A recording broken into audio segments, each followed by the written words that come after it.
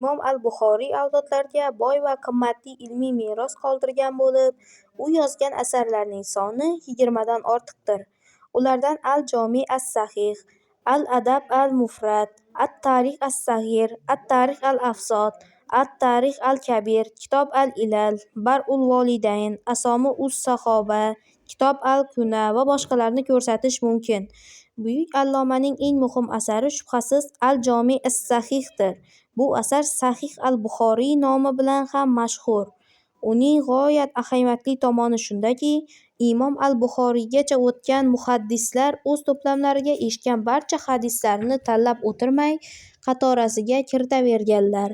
Imom al-Buxoriy esa turli rivoyatlardan eshitgan hadislarini tabaqalarga bo'lib, ularning ishonchlilarini ajratib alohida kitob yaratdi. Alloma Ibn Salohning ta'kidlashicha, al-Buxoriyning bu asariga kiritilgan ishonchli hadislarning soni takrorlanadiganlari bilan birga 7275 ta bo'lib, takrorlanmaydigan holda esa 4000 hadisdan iborat.